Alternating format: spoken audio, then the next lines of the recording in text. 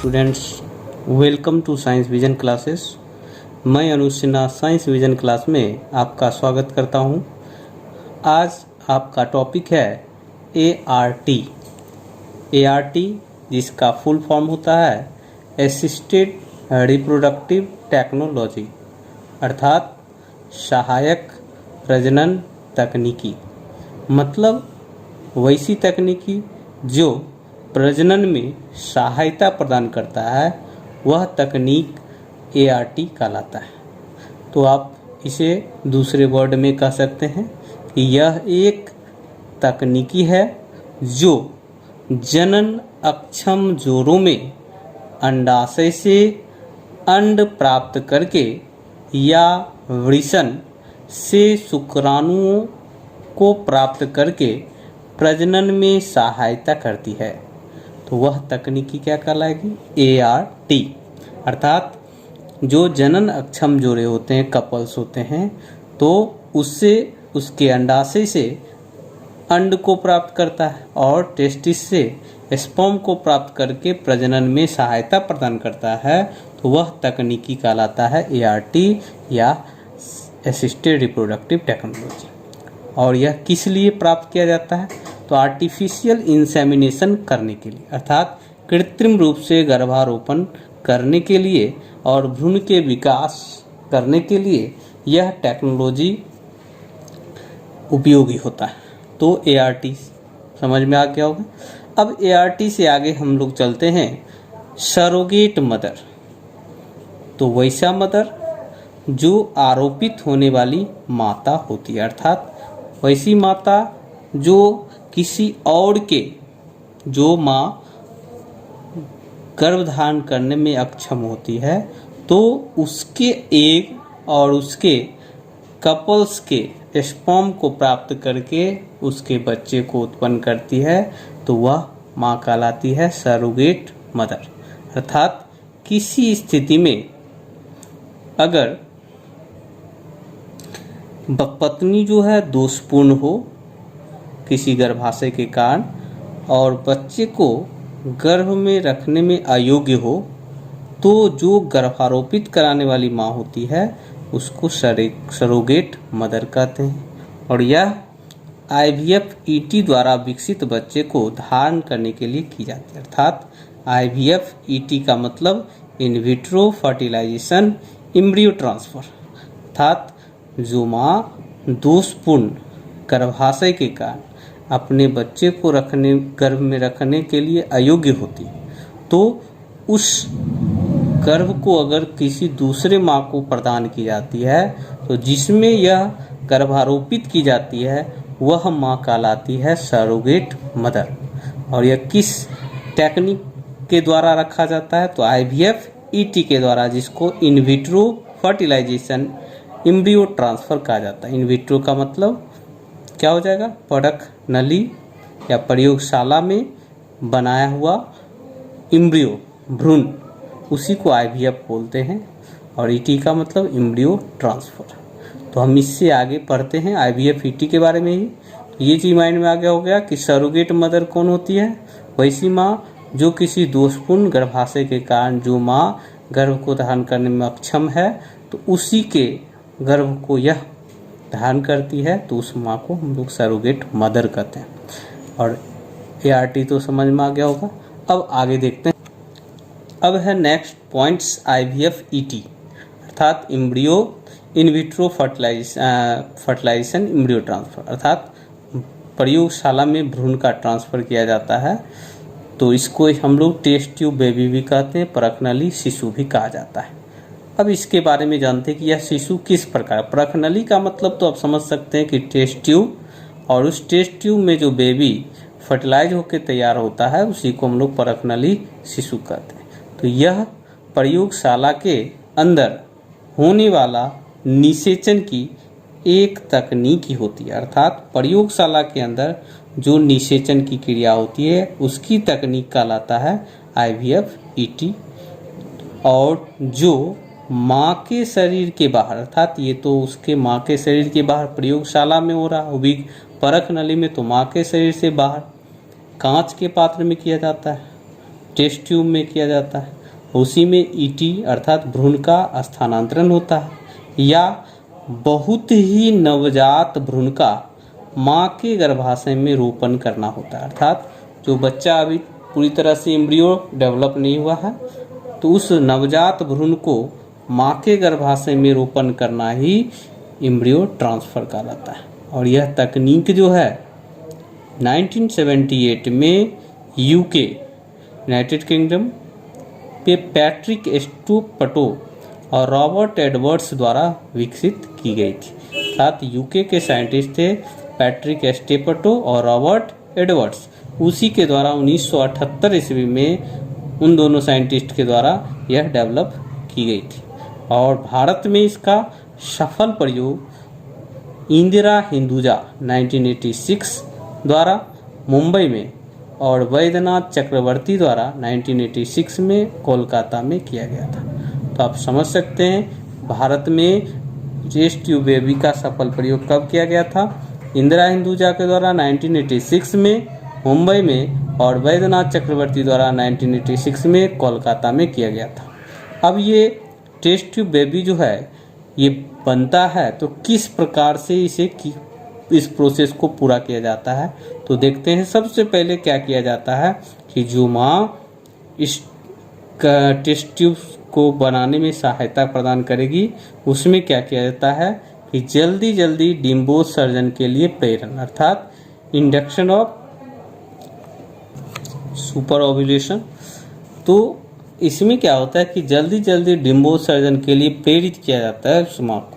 तो औषधियाँ आशान्वित माँ को जल्दी जल्दी डिम्बोत्सर्जन करने के लिए या सैकड़ों अंडों के विकास के लिए दी जाती है, अर्थात जो माँ आशान्वित हैं, आशा कर रही है बच्चे के लिए, उस माँ को जल्दी से जल्दी डिम्बोत्सर्जन करने के लिए अर्थात एग ओव्यूलेट करने के लिए यह औषधियाँ प्रदान की जाती है। जैसे आपका क्लोमिफेन साइट्रेट हो गया सीसी, या दूसरा सीसी और प्लस एचएमजी भी दिया जाता है, या सीसी प्लस शुद्ध एफएसएच भी दिया जाता है, या एचएमजी का ही दिया जाता है स्पेशली, या जीएनआरएच जो कि गोनेडोट्रोपिक रिलीजिंग हार्मोन्स होते हैं उसके समरूप, या एचएमजी या एफएसएच दिया जाता है। इससे क्या होता है कि तुरंत ही ग्रेफियन पुटिकाओं में वृद्धि होती है, अर्थात ग्रेफियन फॉलिकल्स जो एग बनाने का कार्य करता है वह एग फास्ट वृद्धि करने लगता है। तो ये सब औषधियाँ दी जाती है आशान्वित माँ को, जिससे क्या डिम्बोत्सर्जन जो है फास्ट हो जाएगा। अब दूसरा है जब डिम्बोत्सर्जन फास्ट हो जाएगा, एग बनना शुरू हो जाएगा, तो उसका मॉनिटरिंग करेंगे, पुट्टी की वृद्धि को देखना अर्थात मॉनिटरिंग फॉलिकुलर ग्रोथ अर्थात मॉनिटरिंग करेंगे कि एग जो है वह बना तो वृद्धि कर रहा है या नहीं कर रहा। तो पुट्टिकाओं की वृद्धि जो है यह सोनोग्राफी द्वारा देखी जाती है। तो सोनोग्राफी द्वारा इस पुट्टिकाओं की वृद्धि को देखी जाती है, और जब पुट्टिका का आकार 18 mm व्यास से ज़्यादा पहुंचता है तब इसे पूरी तरह से इसकी ग्रोथ को समझा जाता है। तो ये मॉनिटरिंग हो गई।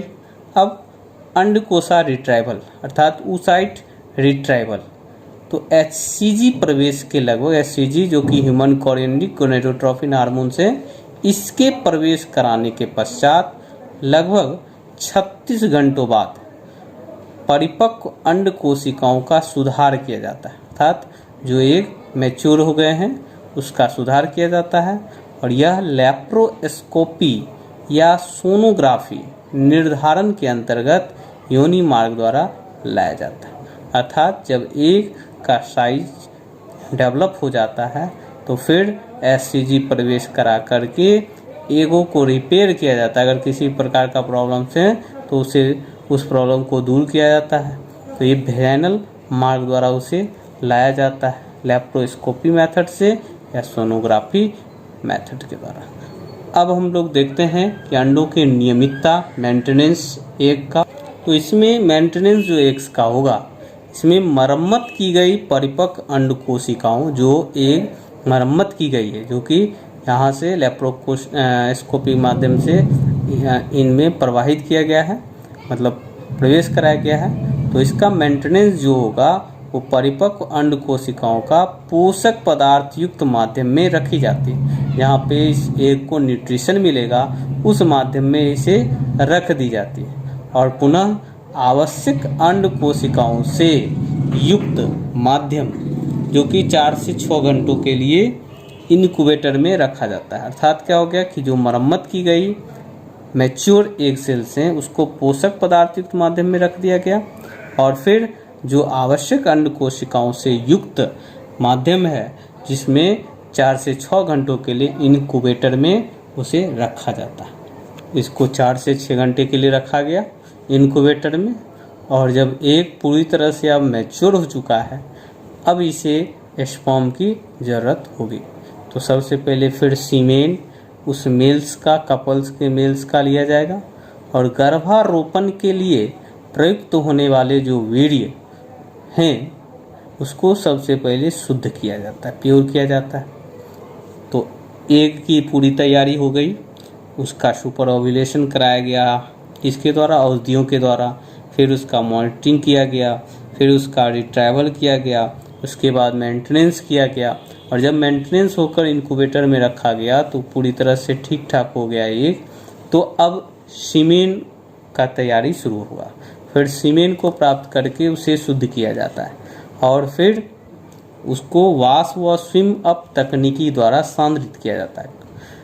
वॉश व स्विम अप तकनीकी के द्वारा उस सीमेन को सांद्रित किया जाता है और केवल 50,000 से 1,00,000 व पूर्ण रूप से क्रियाशील शुक्राणुओं की इसमें आवश्यकता होती है। तो इस सीमेन से लगभग 50,000 से 1,00,000 और पूर्ण रूप से क्रियाशील शुक्राणुओं को लिया जाता है। अब फर्टिलाइजेशन की क्रिया होगी। जब स्पर्म आ गया उधर ओवम भी पूरी तरह से तैयार हो गया तो फर्टिलाइजेशन की क्रिया होगी।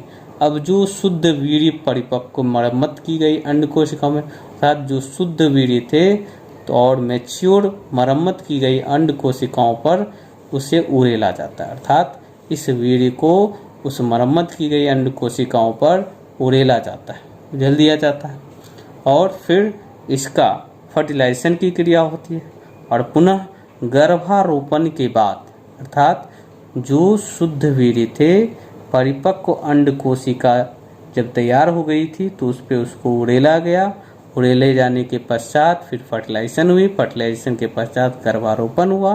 जब गर्भारोपण हो गया उसके बाद अंडों का 12 से 24 घंटों बाद निरीक्षण किया जाता है।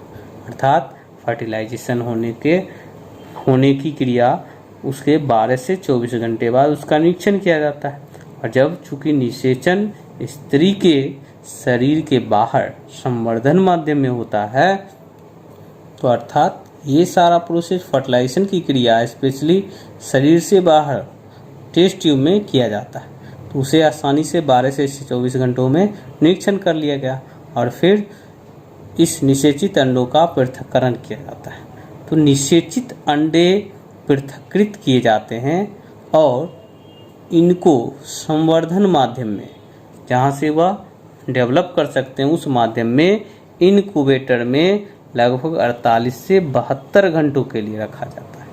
तो जब फर्टिलाइजेशन की क्रिया हो गई, फर्टिलाइजेशन होने के पश्चात जो एक फर्टिलाइज हुआ उसे अलग कर लिया गया, जो नहीं हुआ उसे हटा लिया गया और जब अलग हो गए फर्टिलाइज एग तो इनको एक संवर्धन माध्यम जो कि इनक्यूबेटर है उसमें 48 से 72 आवर्स के लिए रखा गया और फिर इस फर्टिलाइजेशन के पश्चात एग में विदलन शुरू होता है। अर्थात एग जो है डिवीजन करना शुरू करता है और एक से कई जायगोट में डेवलप हो जाता है, ढेर सारे सेल्स का निर्माण करेगा डिवीजन करने के पश्चात और जायगोट से फिर एम्ब्रियो तैयार हो जाता है।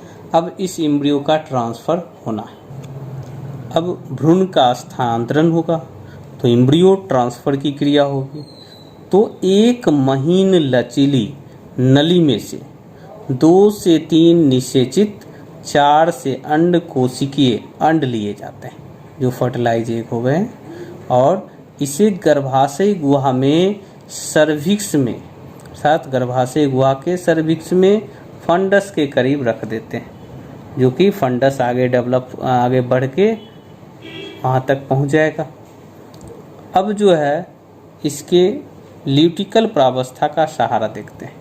तो जब फंडस के करीब यह भ्रूण जो है पहुंच जाएगा तो फिर प्रोजेस्टेरॉन